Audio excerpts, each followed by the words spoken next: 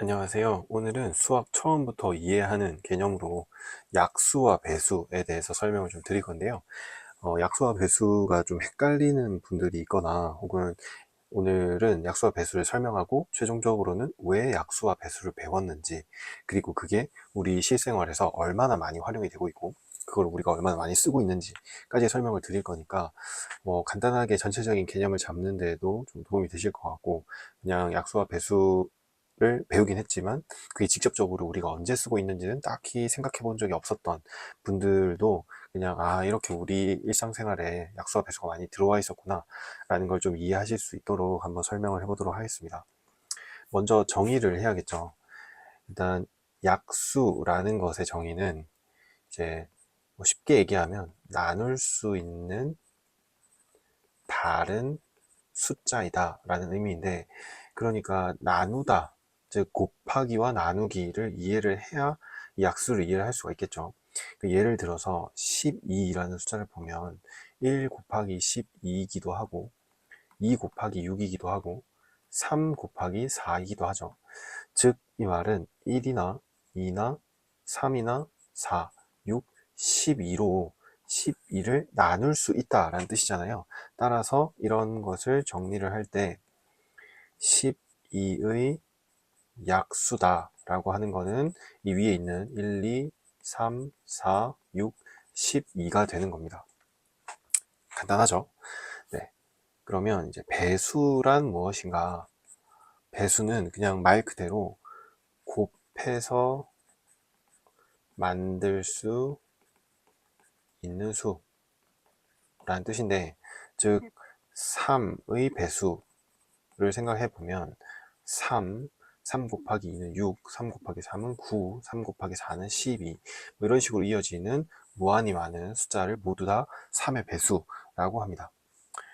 일단 저희가 약수와 배수를 얘기를 할 때는 자연수를 기준으로 얘기를 하거든요. 그래서 자연수를 제외한 다른 숫자는 언급하지 않도록 하겠습니다. 그리고 약수와 배수를 배우다 보면 결국 이 곱하기라는 개념으로 모두 다 설명을 하고 있죠. 이 더하기가 아니라 왜 곱하기에 대해서만 약수와 배수라는 말을 만들어내냐. 예를 들어서 6은 1 더하기 5도 될 수 있고 2 더하기 4도 될 수 있고 3 더하기 3도 될 수 있는데, 이런 1, 2, 3, 4 이런 애들도 다른 말을 붙여줘야 되는 거 아닌가 라고 생각할 수 있지만, 사실 더하기는 모든 숫자에 대해서 그 숫자보다 작은 것들로 다 만들 수 있거든요. 이게 무슨 말이냐면 100은 1 더하기 99도 가능하고 2 더하기 98도 가능하고, 이렇게 가다 보면 50 더하기 50, 즉 만들 수 있는 숫자가 1부터 99까지 모든 숫자를 이용해서 다 100을 만들 수 있잖아요. 일단 아무런 의미가 없는 거예요. 그리고 나중에 설명드릴 실생활에서도 이 더하기로 이어져 있는 개념은 별 큰 의미가 없지만, 곱하기로 이루어진 개념은 상당히 일상생활에서 중요한 역할을 한다. 그렇기 때문에 수학적으로 약수와 배수라는 이름을 정해주고 그거를 따로 수학적으로 우리가 깊게 공부를 하고 연구를 한 거죠.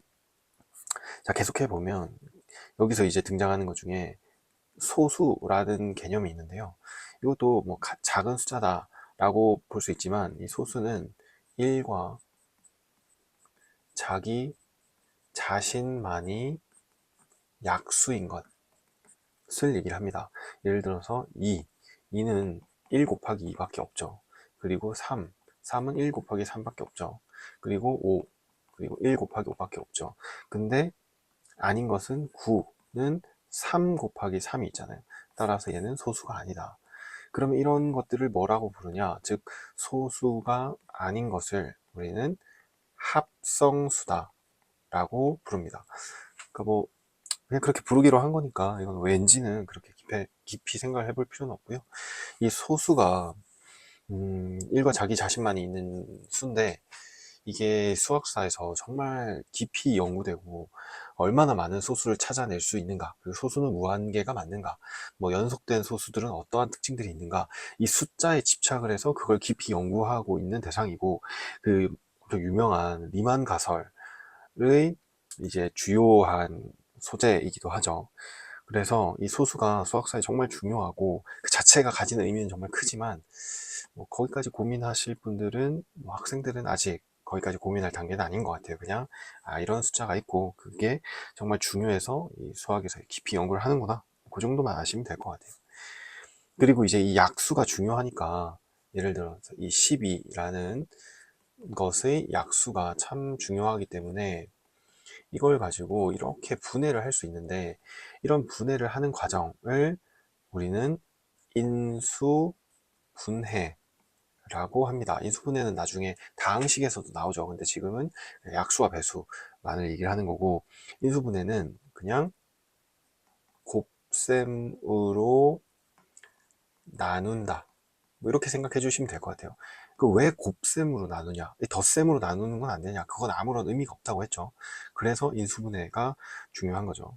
그리고 여기서 소인수분해라고 하는 거는 소수만으로 나눈다, 즉 합성수를 두지 않는다는 건데, 여기서 12 합성수고 6 합성수고 4가 합성수잖아요. 따라서 소인수분해는 12는 2 곱하기 2 곱하기 3이다, 이런 식으로 나누는 거를 소인수분해라고 합니다. 그리고 숫자가 두 개가 있을 때 12와 뭐 18 이런 게 있을 때, 자, 이 12는 1, 2, 3, 4, 6, 12가 약수였죠. 그리고 18도 똑같은 과정을 거쳐보면 1, 2, 3, 9, 18이 약수거든요. 그래서 이 두 개의 숫자가 공통으로 지니는 약수라고 해서 공약수라고 부르는데, 공약수는 같이 있는 1, 2, 3이 똑같네요. 그리고 이 중에서 가장 큰 거, 최대다, 최대 공약수, 이 중에서 가장 큰 거는 3이 되겠죠. 그래서 최대 공약수까지 개념을 이렇게 이해를 할 수가 있는 겁니다. 그러면 이제 다른 것도 한번 생각을 해봐야 되는데, 3과 6, 이거 좀 쉽나요? 좀 다른 걸로. 3과 4가 있을 때 배수는, 얘는 3, 6, 9, 12 이렇게 이어지고, 얘는 4, 8, 12, 16 이렇게 이어지는데, 같은 공통의 배수는 여기 12가 있네요. 12, 24, 36 이런 식으로 이어지는 걸 같은 거라고 하고, 그럼 이건 무한히 커질 거잖아요. 따라서 이 중에서 가장 작은 공통의 배수를 최소 공배수라고 하고, 그거를 여기서 골라주는 거죠. 그래서 공배수는 계속 커지기 때문에 가장 작은 걸 물어보고, 공약수는 1부터 시작해서 조금씩 커지기 때문에 최대를 물어보는 거죠. 저도 처음에 배울 때는 왜 이런 걸 배우나 딱히 이해를 안 했었는데, 자, 그러면 이제 마지막으로 이 약수와 배수를 우리가 왜 배우는지 한번 생각을 해보면, 가장 간단하게 이렇게 생각할 수 있을 것 같아요. 자, 우리가 피자 한 판을 시켰어요. 그래서 피자가 이렇게 나뉘어져 왔다고 생각을 해봅시다. 약수 왜 배우냐? 피자 때문에 배운다 라고 생각을 일단 먼저 해보는 거예요. 피자를 이렇게 8조각으로 나눠 왔어요. 그러면 이거를 우리가 본능적으로 나눠 먹을 생각을 하잖아요. 혼자서 내가 먹겠다. 여기서 사람 조각이라고 하면, 나 혼자서 8조각을 먹겠다. 나 둘이서 4조각씩 먹겠다. 혹은 4명이서 2조각씩 먹겠다. 혹은 8명이서 1조각씩 먹겠다. 라는 걸 우리는 본능적으로 이해를 해요. 근데 만약에 사람이 5명인데 피자 한 판을 시켜줬어요. 그러면 저희는 기분이 나쁘죠. 네. 이거 뭐 어떻게 나눠 먹으라는 거야? 이런 생각을 할 거잖아요. 그렇기 때문에 약수가 중요한 거예요. 이해되셨죠? 그러면 이게 우리 일상생활 속에 얼마나 많이 들어있냐. 그냥 지금 우리가 살고 있는 모든 건축물들 한번 생각을 해볼까요? 높이를 10m로 짓고 싶어요. 10m.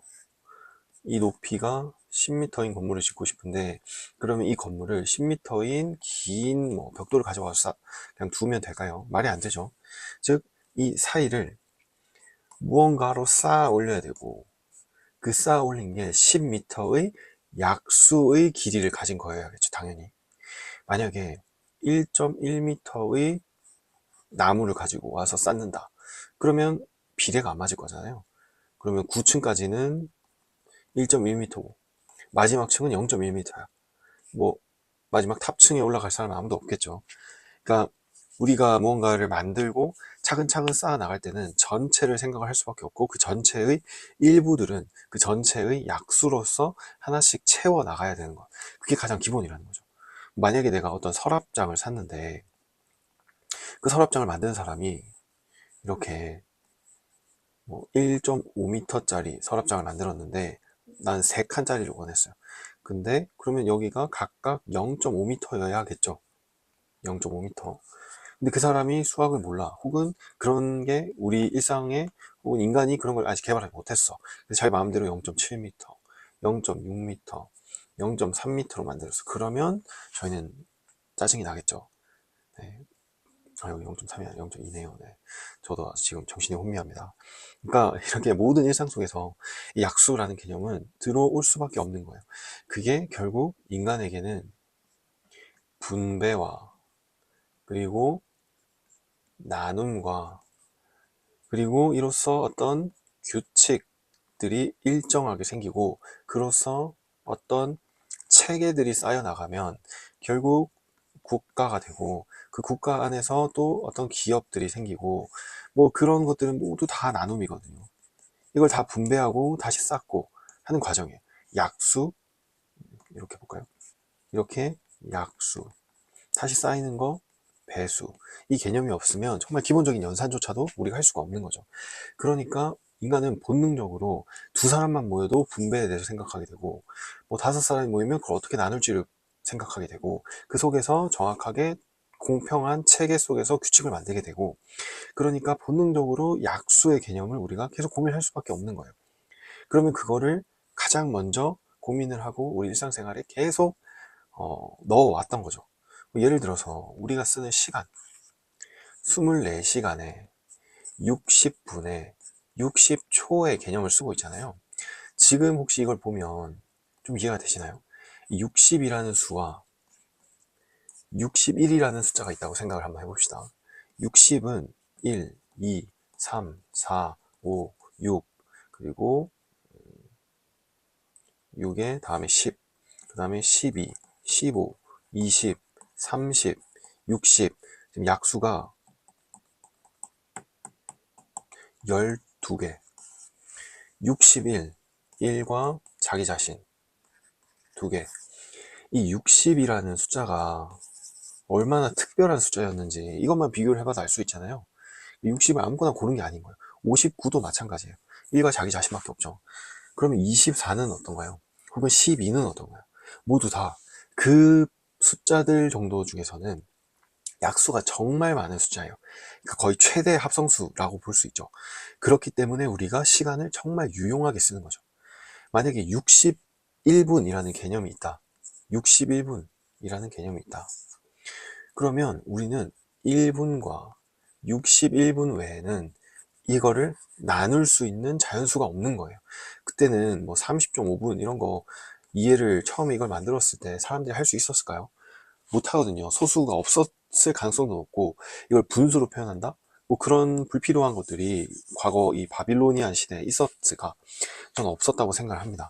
그러니까 이 60분이라는 거는 사람들에게 공통된 시간이라는 체계를 주고 그 안에서 규칙을 만들어서 모두 다 국가가 그 사람들을 시간으로서 관리하기에 정말 유용한 숫자였다는 거죠.